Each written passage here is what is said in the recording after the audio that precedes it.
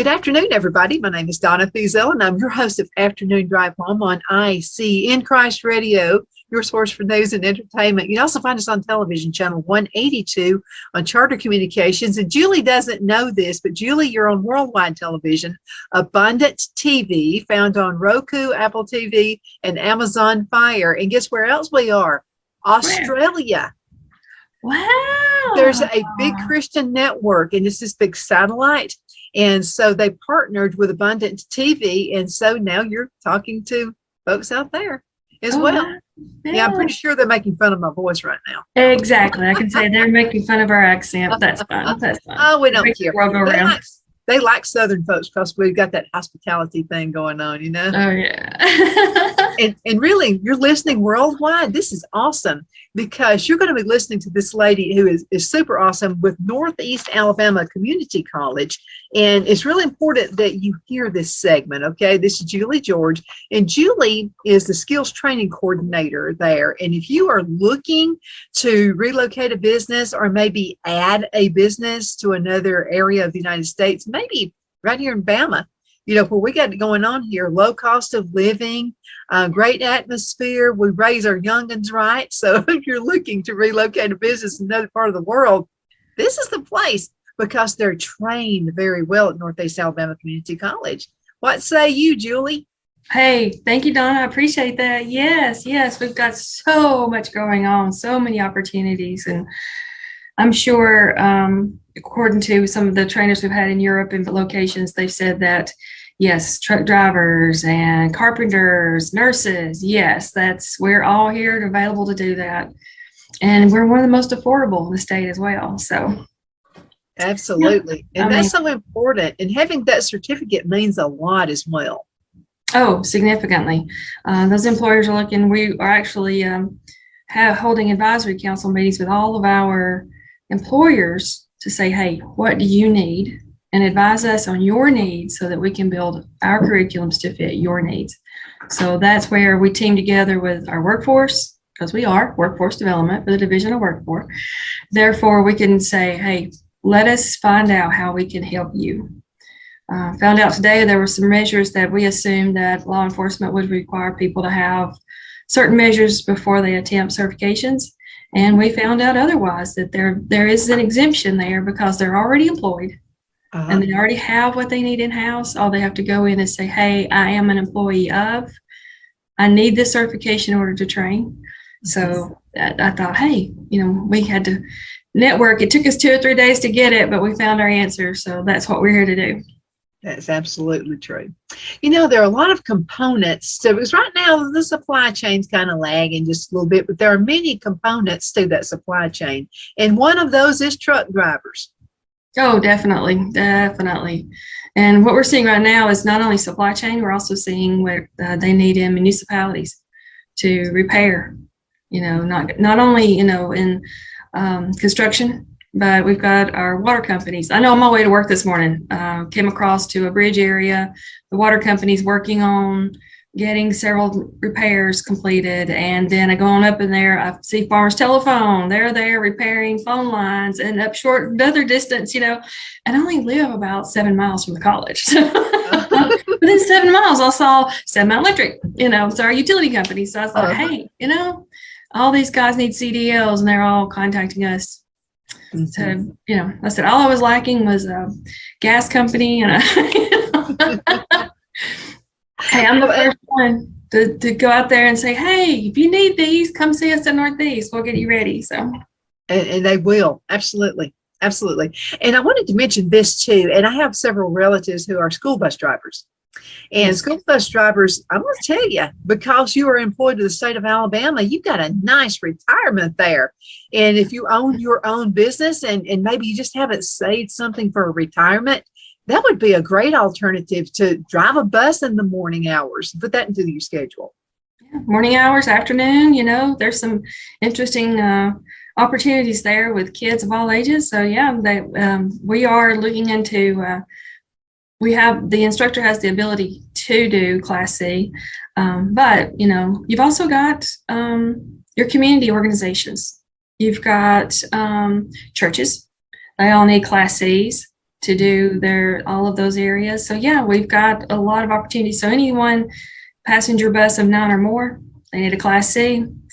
We can help them get started and then get them into the skills and everything that they need, and all, because we have a huge state network.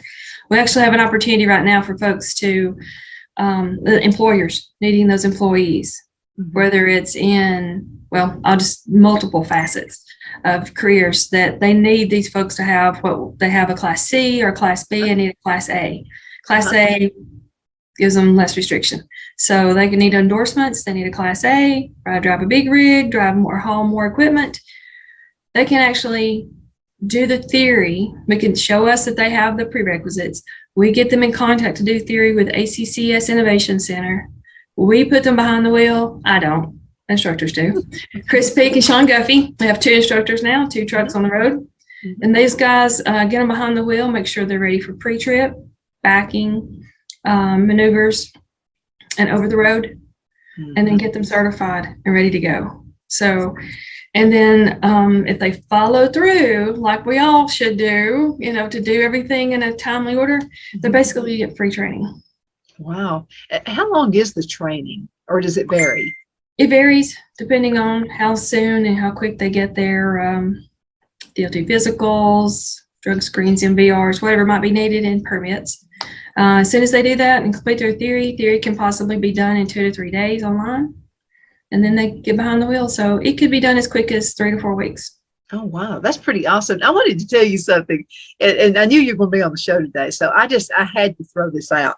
So Kathy and we have another show called The Edge with Donna and Kathy. And so that comes on Mondays at 1 o'clock, and then afternoon drive home right after that.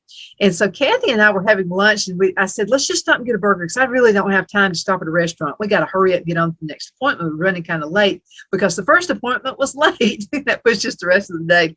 And so we had stopped at a fast food restaurant, and there was this big clearance area, and it was out at Collinsville exit 59. And so I looked out there, and there was a woman backing up the biggest truck I think I have ever seen in my life. And there were a bunch of guys out there watching her. She did it, and I made better than any man I have ever seen back it up. And she jumped out of the truck, and she stuck her tongue out at the men and said, I'm better than you are. Hey, we have had a great diverse group of folks to come in, and I haven't had as much contact with them lately with the way we've restructured some things. But hey, there's even a YouTube video out there of one of our first female students from about 3 years ago, and she has done and had more opportunities than imagined. And she's actually trucking in Canada.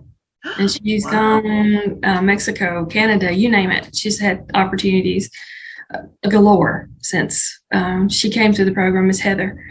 And she's on YouTube video, so I don't think she'd mind that I mentioned her name. I want to check that out. That's awesome. Yeah. It really is. And there are a lot of jobs out there that, used to be a man's job, and women can do it. And yesterday, Kathy and I were in Oxford, Alabama. And I think I may have mentioned this to you. There's a Sarah Cavender, and she's right on Main Street in Oxford, and she and our friends, and she had bought a cell phone for me a long time ago when I was in the cell phone business. And I'm a jeweler, and she's a jeweler as well. We both started out as kids. I was 14 when I started. And so I went into her shop, and it looks like Tiffany's New York on the inside of that shop.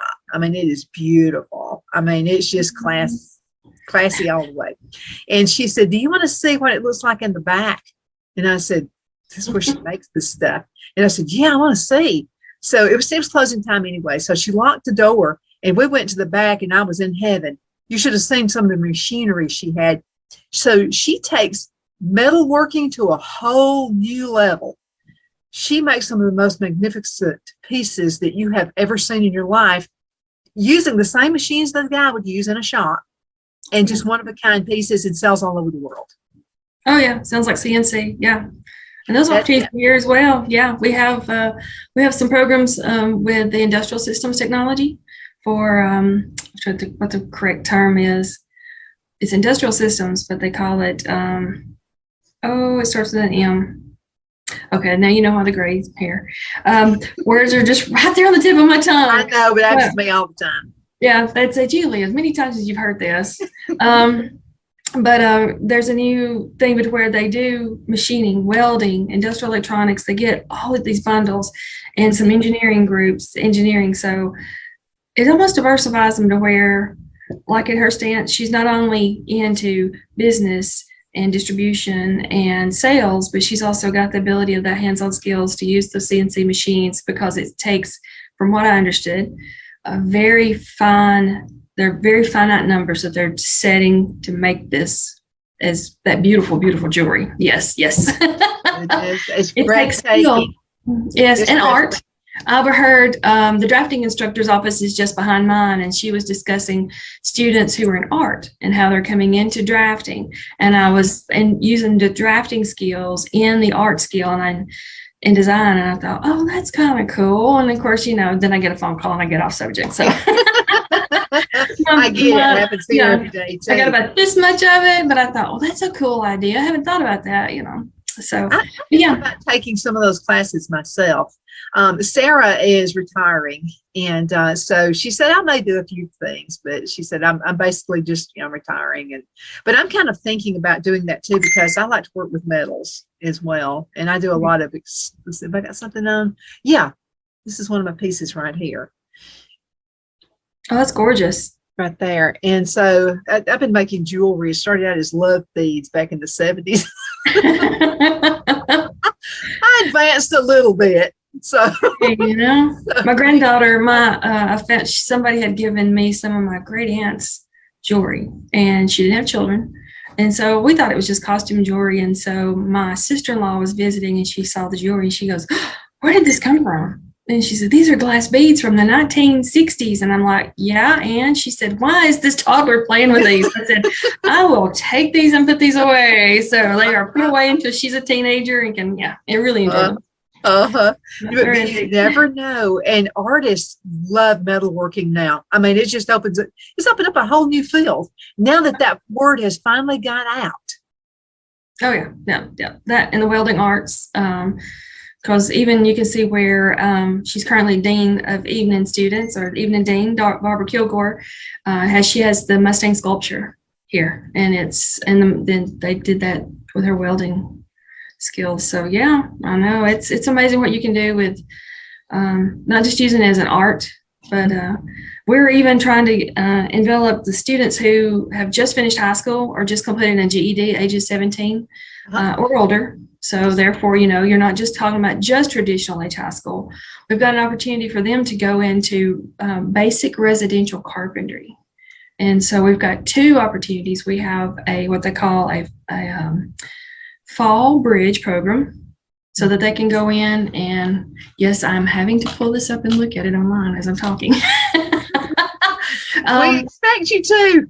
yeah. There's so much going on. It's hard for me to remember everything. We've got the non-credit fall bridge program that's going to come in. It's free training that they're going to get in HVAC, plumbing, and also in welding. So if they've just finished high school this past May, I know that seems a long time ago. You'd think, oh, those folks, no, some want to go to work for a while, and they think, I'm tired of doing this. I'm tired of living. I want to go try something. This is an introductory program to where they'll come in one night a week for 8 weeks, starting in October 11th, and then they'll build in those skills and they'll learn the basics. At the same time they're getting to learn how to do that, we're also doing their applications. They get a scholarship for 2 classes to go into the spring. And so if they decide to go to welding, plumbing, or HVAC, it builds right into that. So we help them with their applications, applying for their financial aid, tell them the different career options, and even possibly going to apprenticeship and co-op programs with these as HVAC, welding, and everything. I mean, so if they've just gotten their GED or in the process of 17 or older, and or finished high school in the past, they have to be finished with 1 or 2, or in the process of finishing GED, they get this free course for 8 weeks. And then we're also helping them with their application to the college, their financial aid, and they successfully complete everything. They get basically 2 free classes, and that's significant nowadays. So that's a scholarship for those courses. So we've got registrations for that set up online. Also, another option that doesn't, and related to that, we also have the Alabama Home Builders Association. We've got a product out there that they're going to do an 8-week course. So they learn how to do, and that's open to almost all ages, I believe 16 and older. They said that 17 and older as well. Those are going to be here on campus Thursday evenings from 4 to 8 in our construction program.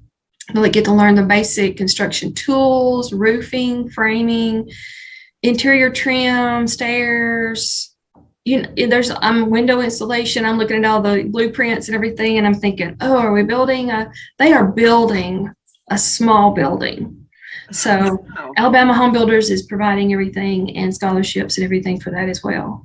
Well, So I'm gonna tell you, I love that organization, Home Builders Association, because we've been having a lot of work.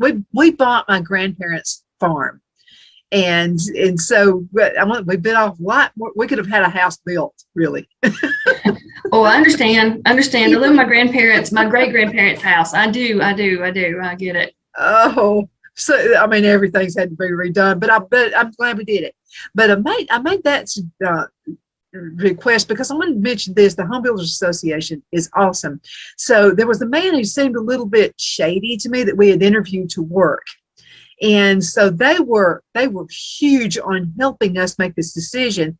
And what they said is sometimes people will say that they are licensed, and they're not. What they're saying is Alabama license, but it could be their driver's license. They're kind of shady. They're making you think they're licensed with the state of Alabama. So you can call them and you can get all kinds of great information. So that's a great resource for everybody and for you guys. Definitely. And then also, with I know our Dr. Kevin Sanders is going to he is our construction program coordinator and director, and so an advisor for the students. So he's having an advisory council. So I'm excited. I'm going to help because some of our services here will be shut off for tomorrow into October 1st for the new fiscal financial year end. And so he invited me down and said, hey, come and join us. And I said, okay. So it's been a while since I've gotten an opportunity because, of the pandemic and everything. It's slowly built back up. So we're looking forward to having a lot of those businesses out here. And speaking of, I know Lambert, they usually are always here. When you're talking about women in large equipment, we had this summer, we had a heavy equipment operator course. And it was just an introductory course. But after they met and discussed the safety and the skills, we have a simulator here. So after they did so much time here, then they went to Lambert, and Lambert took the students and started working with them on the equipment. And they said one of the best students was a female. And so she loved it. And so she's been looking to increase those skills and to go further and to I saw a short video clip of her doing that, and she was just like, no, I don't want anybody to know I can do this. And it's like, what are you kidding me? And it's more than just, but they say that women make good welders and things like that because we're a bit more precise. So, absolutely. Plus we're multitaskers, and yes. I mean, we can do like 10 things at the same time. I mean, we're just kind of built that way. Sometimes that gets you in trouble, but most of the time, you can do multiple things at once. You gotta, you got that idea coming in advance of your tongue. So. Oh, absolutely. Now the medical field is exploding, and it always has. You can always depend on a career in the medical field. Oh, most definitely. Most definitely. Yeah, we're seeing a lot of changes. And I think with everything we've been through since 2020, there's been several changes in the healthcare field to where responsibilities are changing. And we see it often, but more so now through the pandemic. I thought we're seeing where medical offices are giving less restrictions to say only this person will do these specific skills. It's no, we need everyone to be able to do more. Pharmacy techs can do more. They're changing what they offer in the offices and compared to what they did before. Because you think about it, if they can get an infusion or they can get specific injections, they've got to have somebody there that can sit there and be attentive to that patient's needs. So, medical assisting, Skill specific, we have pharmacy tech and phlebotomy tech. They do require, someone who's willing to put forth effort. Those types of courses are for phlebotomy and pharmacy to require people who, well, I call them vampires, don't mind getting in there and being well trained to deal with. Not only the instructors are great because they not only learn how to do the skill and do the skill properly, but the way the employer requires them to know it for entry-level employment, but also how to be prepared to work with your customer. Mm-hmm. It's not that far-fetched of an idea anymore where a surgeon can actually do surgery online or some kind of a Zoom or something like that. I really think that's out there in the future. Oh, yeah. I mean, if we all, have a teledoc, for minor issues, before long, it's going to be someone explaining how to do a procedure, because they have to learn it just, before they can provide it on, in a service. So, that's where I think there's going to be a huge change to where we do more. Well, even the learning here, I mean, it's hybrid. You come here, we have medication aid. So long-term care facilities are now adding medication aids. They're slowly integrating that skill and position into their workplace. So they take a trusted nurse assistant typically and say, hey, we're ready for medication aid. They send them to us. They do classes here 1 day a week. And then they'll meet here for 4 hours, usually on Tuesdays, 9 to 12. And then on Wednesdays and Thursdays, the rest of their work is posted online. So they do that at their convenience within the timeline. They need to have it completed and then submit everything online. Watch the videos, just whatever it needs, whatever it takes. They've got the curriculum streamlined. So it's in concern with they're already in the field working. They need the skill to meet the needs. And then we get them ready to be certified and say, okay, hey, this is what you need to know to be ready to be certified, and then tell them how to get that step. So yeah, it's pretty amazing how, they're changing constantly. Mm-hmm. Absolutely. Something else that with the pandemic, a lot of folks have discovered they can work from home. So are there any back office type medical positions that are available where somebody could just work out of their home, take care of the kids, raise the kids while they're working in the home? Yeah, if they've got that self-motivation and everything, just like, taking a course here for whether it's taking English, math, or medical system terminology. I don't think we can do anatomy, physiology that direction, but there's a few things. Math. Not home in the garage, no. Yeah, I don't know that I would want to take anatomy, physiology, but that's that requires a lot of in-person work there. Yeah. But math and English, so many of those things. Medical billing and coding. I was actually talking with our medical assistant instructors yesterday. I said, hey, I've got a question. If this person's needing this for this local hospital or regional hospital for this certification for their employer, what is the best avenue? So I said, do we have this currently? And she said, well, they could come here and do this online. They'll come in, do an orientation. Everything will be available to them online. And then we'll report that they're ready and eligible to go in and take certification for AAPC. And I said, okay, so that sounds great. I said, how long will it take them? And so I gave them options because I just honestly, I would want to know what my options are. And then what's the cost? What's the investment? So, that's what it all comes to. So, there's always more than one way to get everything. But of course, we're going to say, okay, this is what we can do for you from Northeast. Okay, but there are other options, and this is the way you find this information. So, you end up being information providers more than anything.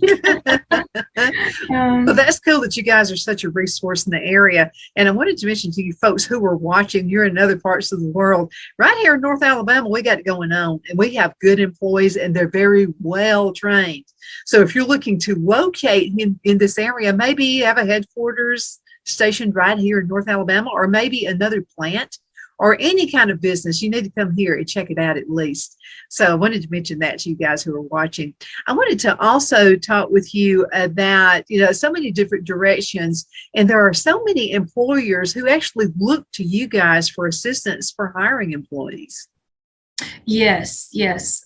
We have an apprenticeship and cooperative program in linkage with an Alamount program to where we take students who are looking to connect with the employer and or currently working with that employer but want to improve their skill levels. And so we help them to say, evaluate that this is where they are as a student and this is what they need and where they need to be. We have them get to the, whether it's application or interview process, certifications.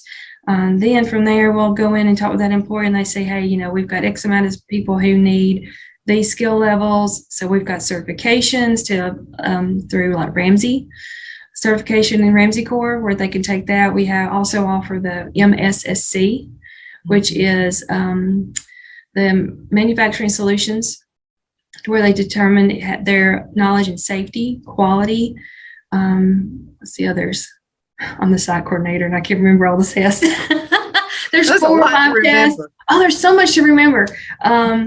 And we have, that is all online. So they can do it at the privacy of on their own time, as according to what their employer wants them to do. We provide the assessments here in person. We don't suggest doing those online because it's a lot more technology effort on their part. We offer certifications here, Electronic Technicians Association, all of those things that we offer here that they can get the training, the certification, and then communicate that back to that employer. And then in no time, next thing we know, they're moved from, first line all the way up to lead supervisor. You never know where they'll lead. So yeah, there's so many things that we can do. The co-opment apprenticeship program that Melissa Ledbetter coordinates, she is the workforce experience for co-op and apprenticeship. And Miss Haley Wilson now is doing Alamount, which is a great opportunity for folks who need more tuition assistance that maybe don't qualify for financial aid and or scholarships or anything like that. It's out there to help them pay for tuition and fees, and it pays for more than most of those things do. I'm slowly learning more and more about that. Like if they need welding helmets, fire resistant clothing, boots, things of that nature, it helps reimburse them for that as well. Absolutely.